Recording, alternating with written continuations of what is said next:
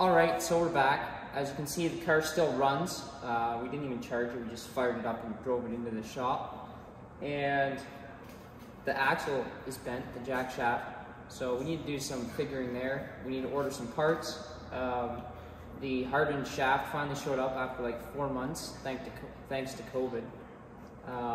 Just COVID slows everything down. It's great times. So we'll get some parts coming, and we're gonna figure this jack shaft out, and hopefully we can make some more epic videos of driving this thing. So the first thing we're gonna do is take this bumper fascia off and see what we have to work with. I think we're gonna put a third bearing in between the two sprockets, but we gotta get in there first, so let's take this bumper cover off.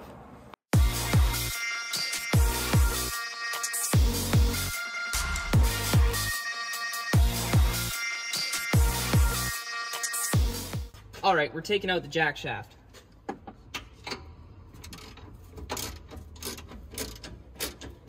I don't know why we're doing this by hand, because I have an electric ratchet in my car.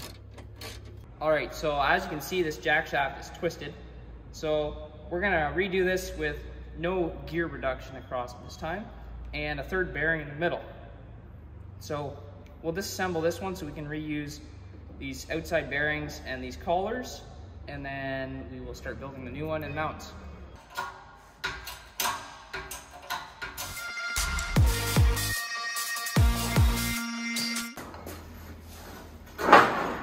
And you see the air underneath it? That's really bent. And when I go like this, it comes up like a 1/4 inch. That's really bent. Good thing we got a high tensile strength one now.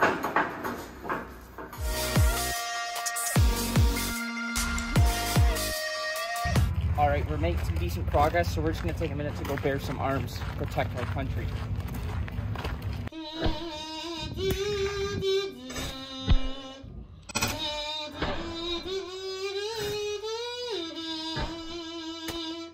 All right, now we go back to work. So before we had like different gears in different places. Now we're going from a 15 on the motor to a 15 to a 15.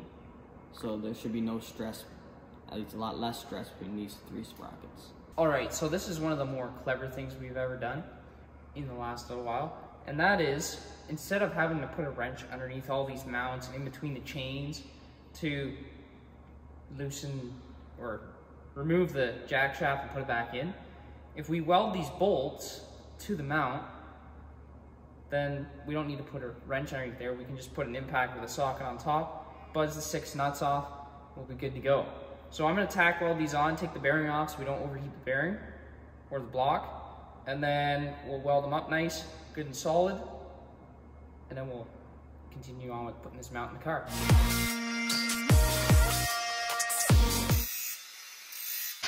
As some of you may have noticed, I now have a nice guard on this grinder because a while ago I was cutting something and I lodged a grinder in my arm about 1.5 inches deep into the muscle and stuff.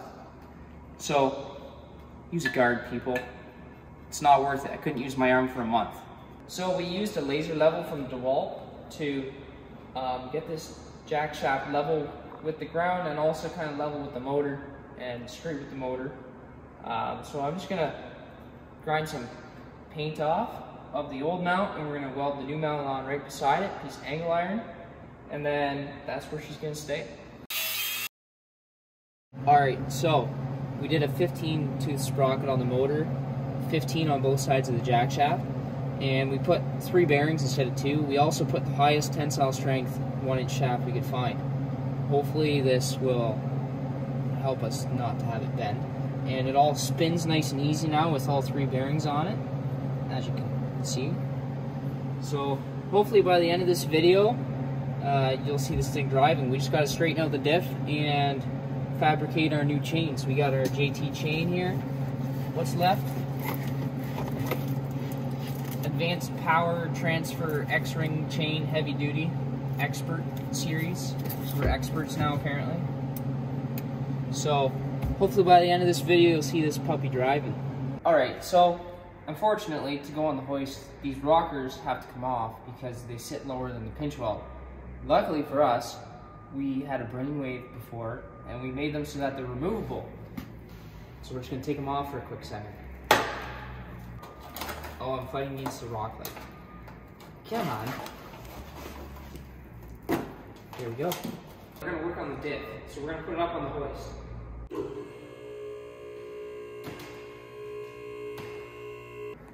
So we got a laser, and now you can see how far off the diff really is.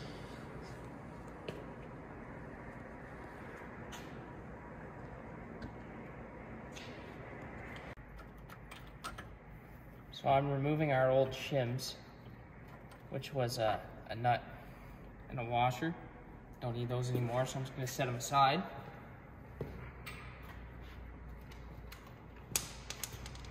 And we're gonna get this diff hanging as close to straight as we can and figure out how we're gonna shim it. So originally we had this shim in here. I don't remember why. It's a nice piece of stainless though. And it was really crooked, as you can see. So we're gonna put this 1/4 inch piece of flat stock in there without this by itself, and it will fix all of our problems and make the diff straight with the laser with all 3 sprockets in line. We're using our old shim as a unit of measurement, and instead of drilling holes this time, I'm just gonna torch a little notch, and then we'll be able to just slide the shim in from the side without taking the bolts out, since it's lined up really nice right now.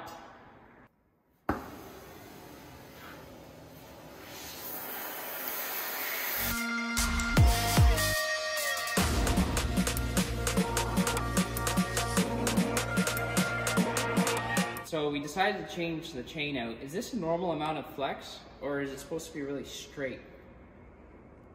Let's try the new chain out. That's a brand new chain. The other one was like down there.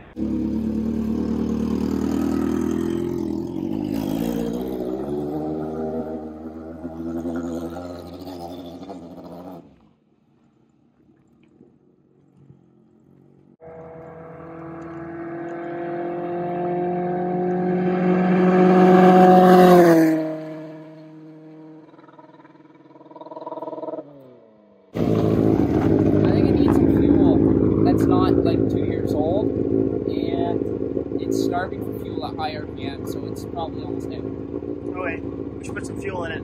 So we should go grab some. Yep. Jake, we need that fuel. Oh, okay. First, I'm gonna fuel myself up with some Sunny D. Now we'll fuel the car up. Alright, so it says diesel fuel only. So we just got 10 liters of diesel fuel. Now we're gonna fuel it up.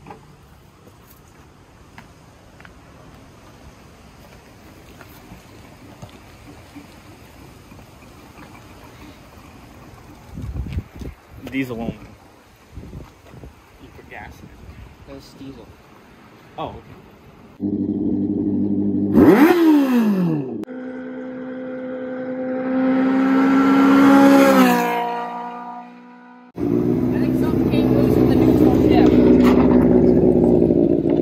So our welded noise turned into an open diff. Our welded diff turned into an open noise. So listen to this. Now it's really not working. At least you know what clicks back in though. Josh, are you having a stroke? Yeah. Did you hear my open noise? Yeah. Do you hear my open diff? That's our noise. So that's our diff. If you lay into it while this is propped out, you'll just like veer to the ditch all of a sudden. Yeah. Because only it's going to be powered. So we need to shorten this bearing up by probably a 1/4 inch. Cut a 1/4 inch off the inside of that bearing, like we already did to Chris's. All right. So as you could hear from our diff open noise, that the noise is not closed anymore. So next time I have a game plan how we're gonna fix this, and that about wraps this episode up. We had it driving, We had it going very fast, probably, I would say, 100 mile an hour, give or take. But we were moving along pretty quick. Felt a little sketchy. So we'll have to fix this, because this shouldn't be popping loose like that. And then we'll be back out test driving it again.